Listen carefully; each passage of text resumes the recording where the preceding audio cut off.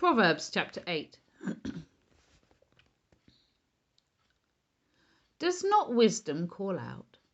Does not understanding raise her voice? At the highest point along the way where the paths meet, she takes her stand. Beside the gate leading into the city, at the entrance, she cries aloud, "To you, O people, I call out. I raise my voice to all humanity. You who are simple, gain prudence. You who are foolish, set your hearts on it. Listen, for I have trustworthy things to say. I open my lips to speak what is right. My mouth speaks what is true. For my lips detest wickedness. All the words of my mouth are just. None of them is crooked or perverse. To the discerning, all of them are right.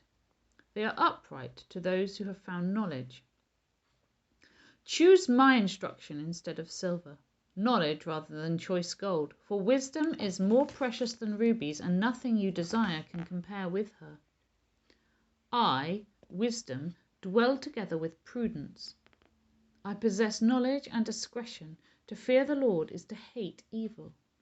I hate pride and arrogance, evil behavior and perverse speech. Counsel and sound judgment are mine. I have insight, I have power. By me kings reign, and rulers issue decrees that are just. By me princes govern, and nobles, all who rule on earth. I love those who love me, and those who seek me find me. With me are riches and honour, enduring wealth and prosperity. My fruit is better than fine gold. What I yield surpasses choice silver. I walk in the way of righteousness along the paths of justice, bestowing a rich inheritance on those who love me and making their treasuries full.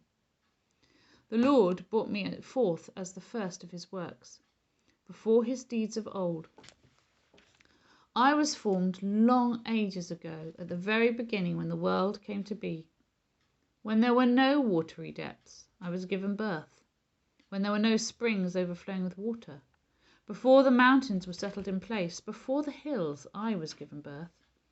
Before he made the world or its fields or any of the dust of the earth, I was there when he set the heavens in place, when he marked out the horizon on the face of the deep, when he established the clouds above and fixed securely the fountains of the deep, when he gave the sea its boundary so that the waters would not overstep his command, and when he marked out the foundations of the earth. Then I was constantly at his side. I was filled with delight day after day, rejoicing always in his presence, rejoicing in his whole world, and delighting in the human race. Now then, my children, listen to me. Blessed are those who keep my ways. Listen to my instruction and be wise. Do not disregard it. Blessed are those who listen to me, watching daily at my doors, waiting at my doorway. For those who find me find life and receive favour from the Lord. But those who fail to find me harm themselves. All who hate me love death. Chapter 9. Wisdom has built her house. She has set up its 7 pillars. She has prepared her meat and mixed her wine. She has also set her table. She has sent out her servants, and she calls from the highest point of the city. Let all who are simple come to my house. To those who have no sense she says, "Come, eat my food, and drink the wine I have mixed. Leave your simple ways, and you will live. Walk in the way of insight." Whoever corrects a mocker invites insults. Whoever rebukes the wicked incurs abuse. Do not rebuke mockers, or they will hate you. Rebuke the wise, and they will love you. Instruct the wise, and they will be wiser still. Teach the righteous, and they will add to their learning. The fear of the Lord is the beginning of wisdom, and knowledge of the Holy One is understanding. For through wisdom your days will be many.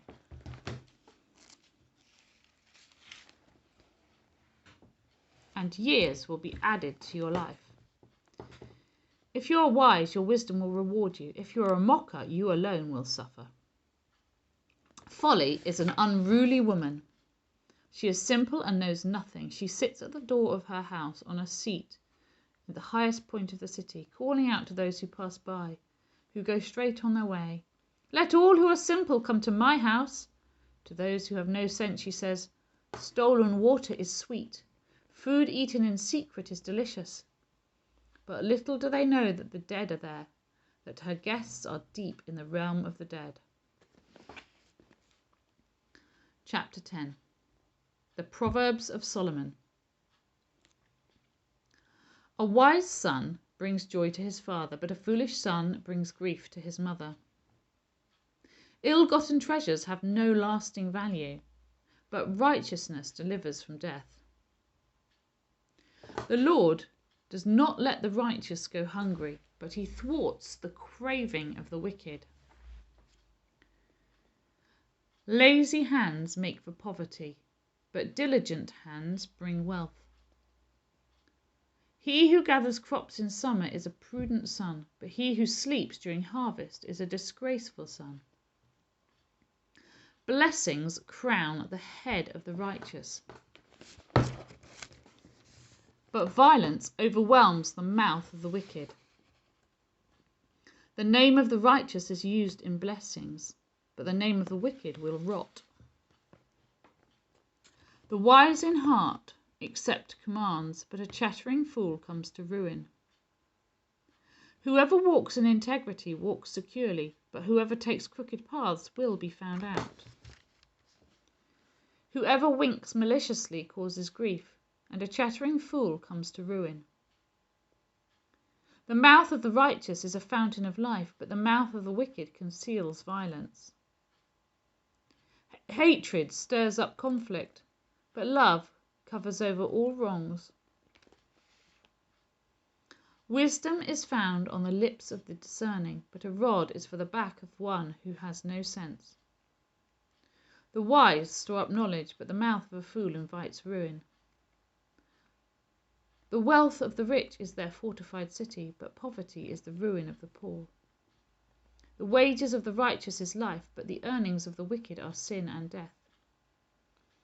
Whoever heeds discipline shows the way to life, but whoever ignores correction leads others astray.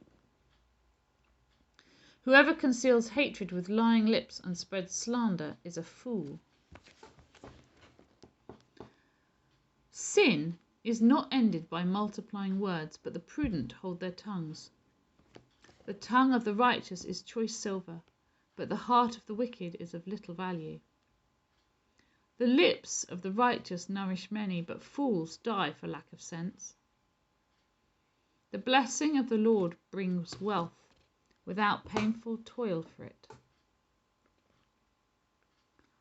A fool finds pleasure in wicked schemes, but a person of understanding delights in wisdom. What the wicked dread will overtake them. What the righteous desire will be granted.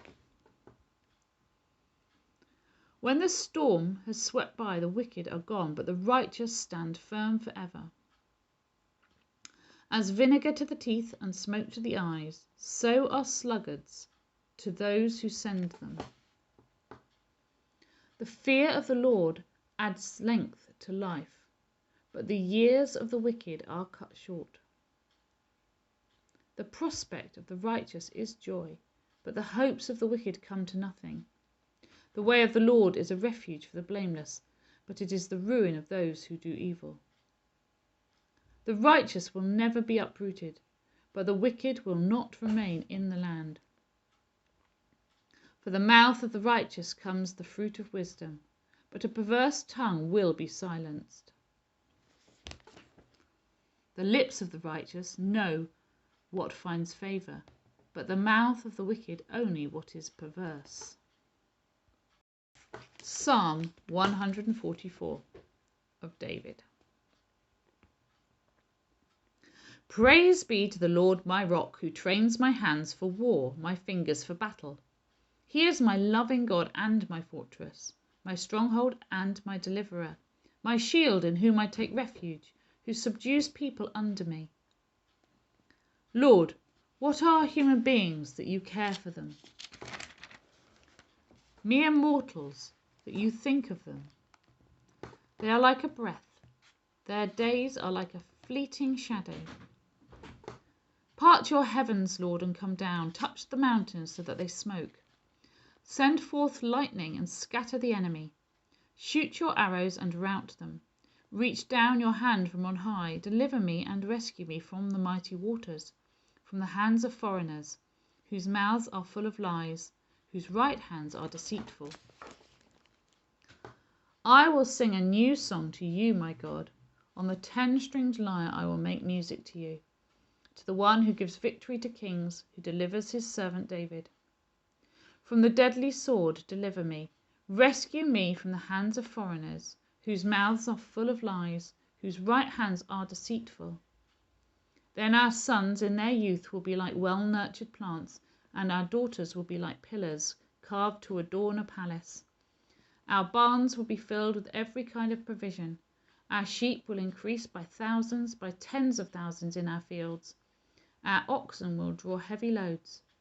There will be no breaching of walls, no going into captivity, no cry of distress in our streets. Blessed is the people of whom this is true. Blessed is the people whose God is the Lord.